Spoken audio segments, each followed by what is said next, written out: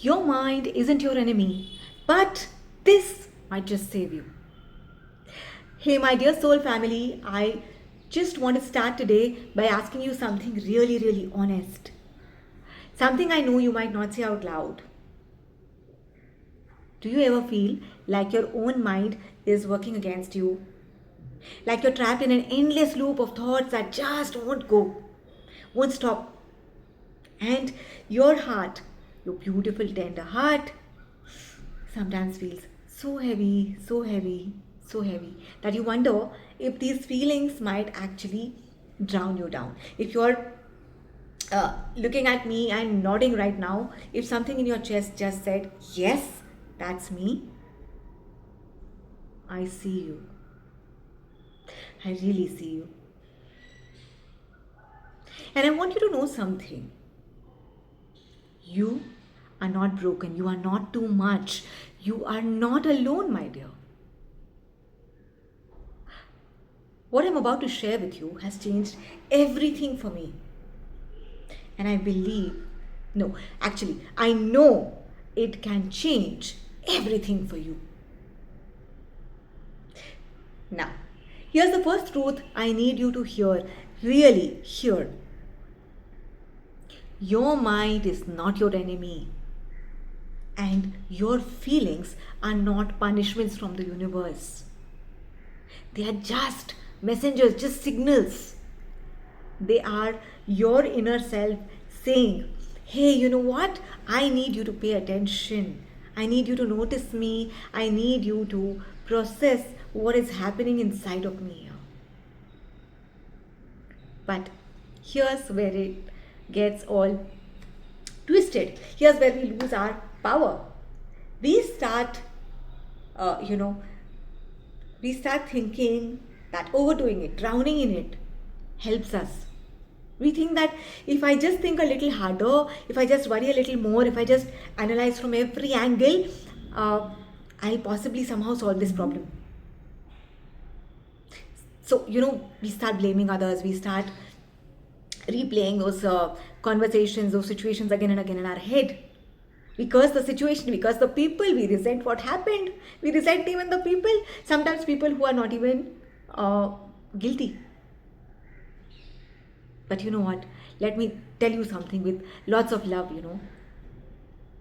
This, what we are doing, it doesn't heal us, it doesn't help us. In fact, this is what gets us trapped. This is a trap. Now, I'm not saying that you must ignore your feelings. Okay? That's not what we are doing here. We're not wanting to spiritually bypass the feeling or not acknowledge it. We want to acknowledge them, we want to feel them, we want to possibly journal about them if that helps. Journaling is a very powerful tool, you can do that. Yeah. But here's the difference between healing and drowning in something, drowning in your emotions, drowning in your thoughts. See, when you're acknowledging your thoughts or feelings, you're saying, I see you. Yes, I see you. I hear you. I acknowledge your presence. I validate what you're telling me. I know this. All right. But at the same time, I'm not going to give up my control. I'm not going to let you control my entire life. Yeah. I'm not going to let you control my entire life. When your child is upset, you're not going to ignore your child, right? But at the same time, you're not going to let the child run around doing whatever the hell they want through your entire house.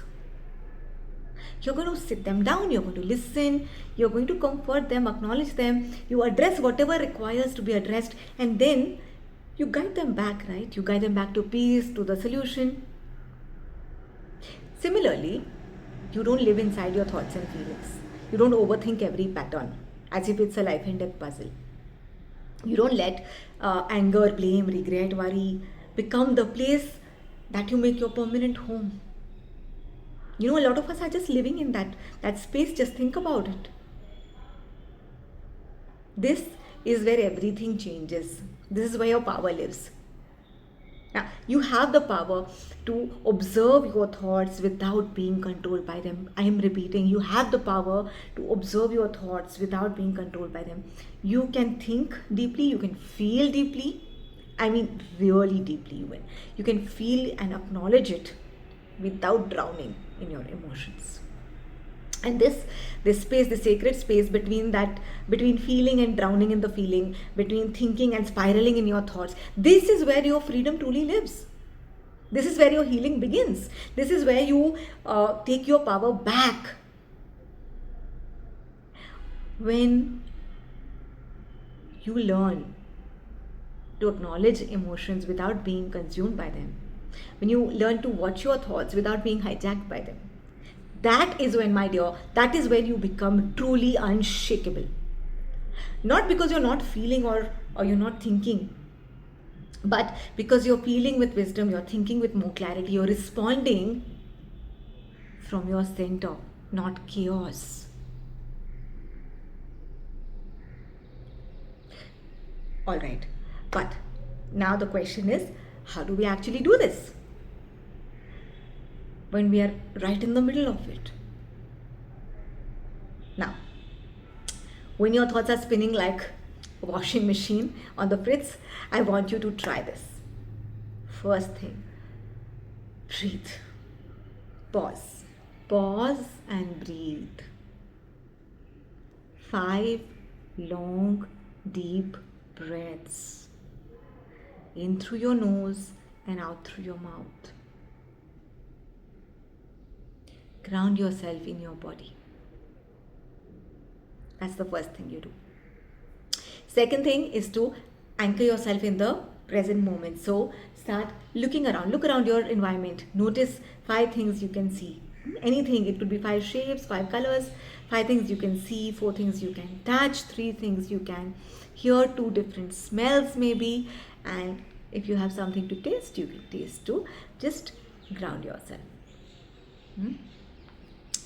Third, you can do journaling. Write that beautiful journal, that paper that you have. Write down all your thoughts, emotions, feelings. Dump it, dump it, dump it, dump it. Honor it and release it. Once you've written down, tear it up, burn it up, let it go. Fourth, talk, self-talk. Talk to yourself as if you would talk to your best friend. Okay, so when you're telling yourself, you're going to tell yourself, you know what, these thoughts, these signals, these thoughts, these feelings, these are signals. They are not commands for me. They are information. They are not instructions for me. So I'm not going to react or respond from my thoughts or my emotions as if they are commanding or instructing me to do something. I'm going to respond from my center. I will acknowledge, take this piece of information, but I will work from my center. And once you are, once you're doing this, you can also practice patience. Okay, be gentle as you learn. Okay, self-care, being gentle with yourself as you're learning, as you're trying to rewire yourself. Okay, it can really help you go a long way. It can literally help you rewire decades of patterns over a period of time. It takes time. Yeah, I want you to pause here and say something directly to your heart. If you have been carrying pain that feels so heavy, so painful, if you've been overthinking your situations, in a normal cyclic loop over and over again till your head hurts, till you feel it's about to explode, if you've been stuck in these cycles of blame and wanting to reprimand, resentment, regret, guilt, shame, okay, I just tell yourself, you're not weak, you're not broken, you're not too sensitive. You're just a human being, a human being trying to navigate through a complex situation in life. Yeah, all of us have.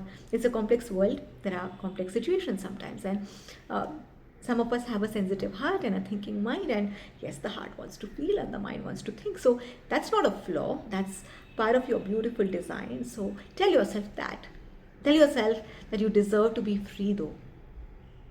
You deserve to feel your feelings without being controlled by them.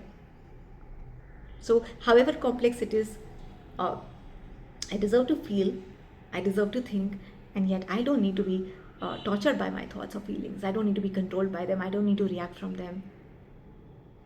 And this freedom is not just possible for you. This freedom is your birthright. That sanity, that calmness, that peace, it's your birthright. This is what changes everything for you. The moment you stop seeing yourself as a victim of your thoughts and feelings, the moment you stop them, the moment you realize you can be a loving observer of your thoughts and feelings instead of getting consumed by them, that moment, my dear, that moment you're going to step into your power. You're not going to, you're not trying not to feel sad or guilty or whatever, thoughts that are coming up. You're not trying to not feel anxious about something. You're just, learning to distance out and dance with that drama without being dragged into it, without sinking into it. So you can say, I feel the sadness, I feel you, I feel you, dear anxiety, I feel you, sadness. I know you're trying to protect me against something, but you know what? We're going to handle this together. This knowing, this is emotional mastery, this is mental freedom, this is how you take your power back. I want you all to do something with me right now.